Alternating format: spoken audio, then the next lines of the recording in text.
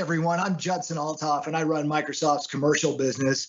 I have the pleasure of being here with Kevin Johnson, the CEO of Starbucks. Kevin, how you doing? I'm doing well, Judson. Thanks for having me today.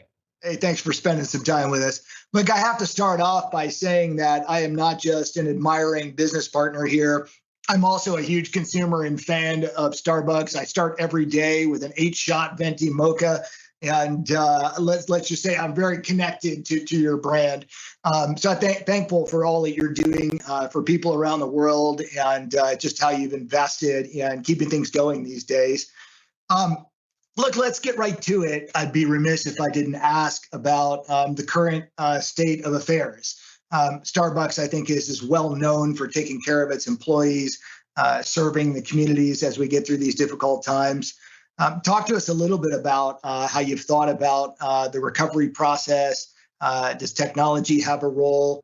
Yeah, well, first of all, we call everyone that works at Starbucks a Starbucks partner. And so I'm very proud of how Starbucks partners have shown up throughout this global pandemic.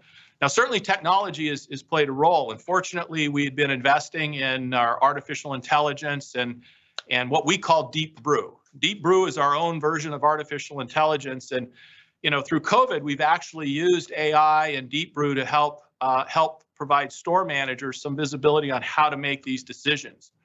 We actually take daily feeds on the number of COVID cases. We merge that with consumer preference, consumer behavior data that AI and Deep Brew gathers for us, along with partner sentiment. And that is able to recommend, Deep Brew will recommend to every store manager what store protocol they could be at. Can they do limited seating in the store? Should they just do outdoor seating? It's amplified that customers have shifted to need states of convenience, whether it's drive-through, mobile order, delivery. At the end of the day, it is up to that store manager to decide and do what they think is right for their partners and the customers. But that's all being backed up by providing them the insight and the information they need to make a great decision. That's awesome. I think it's fantastic how you're empowering your partners, to be clear, to be able to make those decisions as they're the ones who are sort of closest to them.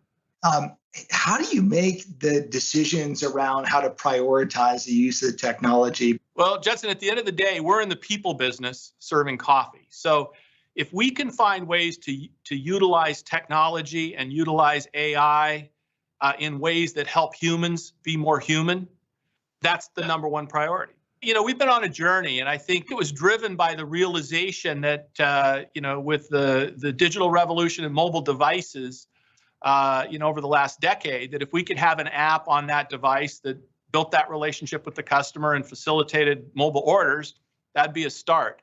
We quickly realized, though, that to do that and do it well, we had to have that foundation, beginning with the data just on our own customers. We've expanded the data platform, if you will, at Starbucks to know as much as we can about our customers, our partners, so that we can help serve them. We know as much as we can about the stores that we operate from.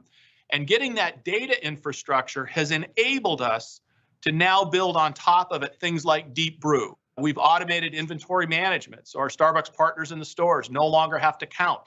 Deep Brew will not only estimate their orders, it'll place the order. Similarly, Deep Brew is helping us now as we schedule store partners, throughout the day.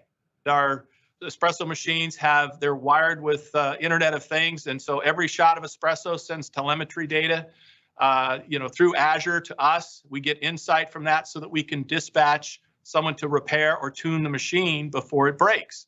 That saves our partners time. So, I really look and say the first thing we want to do is do things that help enable our partners in the stores to better connect with their customers.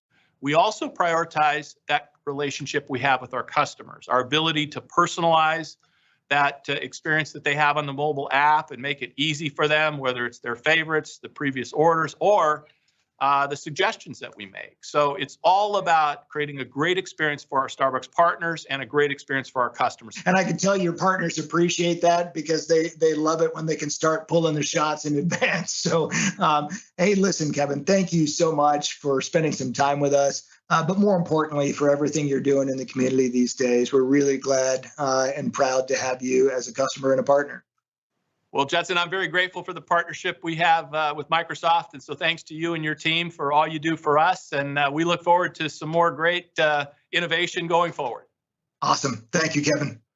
Next, I'd like to invite Emma Walmsley, the CEO of GlaxoSmithKline, to join the conversation.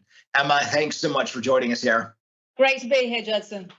So Emma, as one of the leading producers of vaccines and respiratory drugs, GSK is certainly on the front lines of the pandemic right now.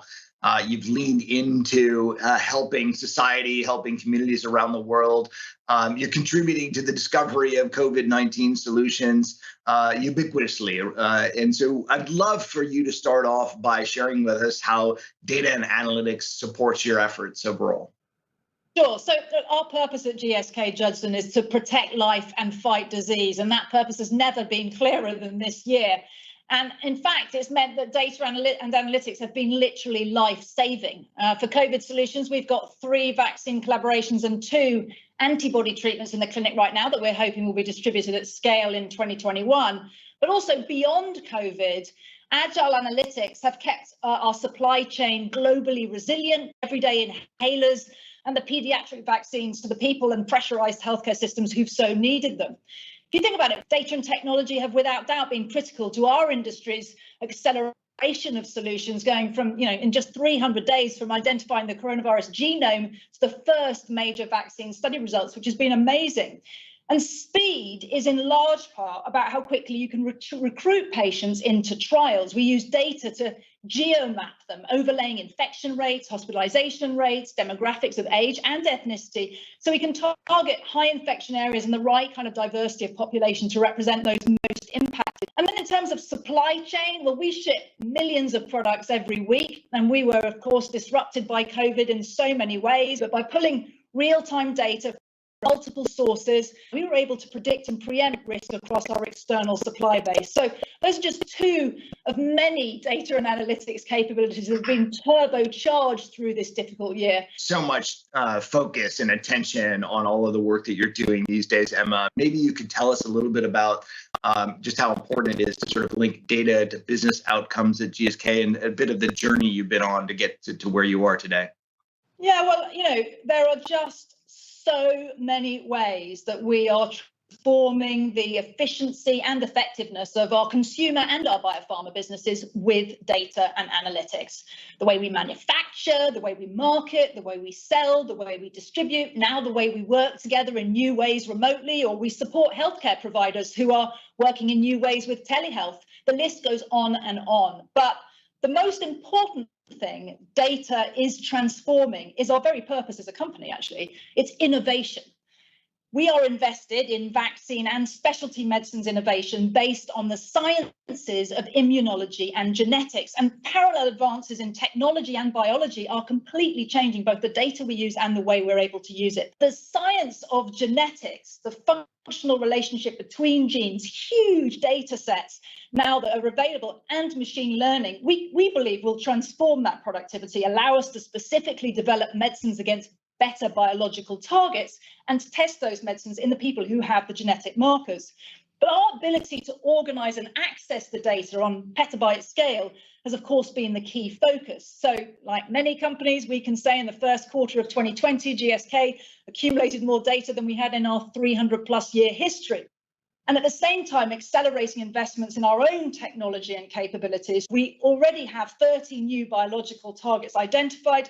We're incredibly excited to see what the next decade is going to bring to help address the huge unmet clinical need and the economic burden of health on society that has never been more visible than now. So fantastic investments in a data estate that are serving you well now, serving us through getting through the pandemic, quite frankly. But as you look to the future of GSK, we get beyond the pandemic. How do you see the investment you've made in data and analytics serving the company in the future? Data is going to matter for us on 2 other defining global issues for the next decade. The environment, where I know that Microsoft is truly leading the way and helping many companies do so, but also healthcare resilience for better global pandemic preparedness.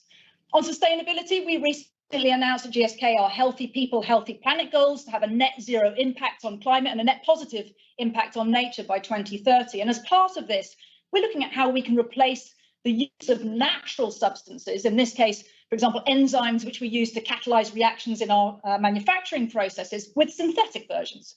The first step is screening more than 100 million sequences found in nature to identify enzymes, and then you use an even larger universe of 10 billion virtual sequences to design enzymes that can be made in the lab.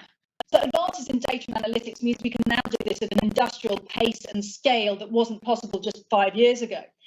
And then in terms of pandemic preparedness, well, COVID-19 is not going to be the last pandemic, but we can never let it have such a catastrophic global impact again.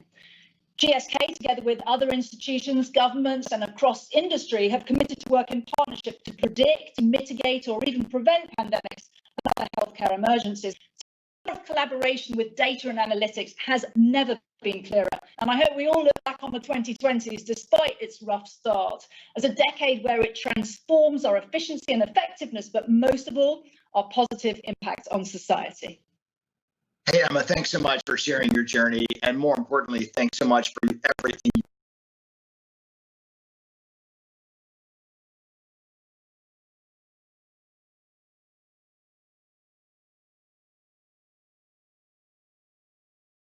you're doing to lead GSK and lead folks who are really on the front lines of helping us all get through this pandemic. Thanks so much for joining us today and for sharing your journey. Great, Steve. Thanks. So finally, I'd like to introduce Hu Ling Tan, who is the co-founder of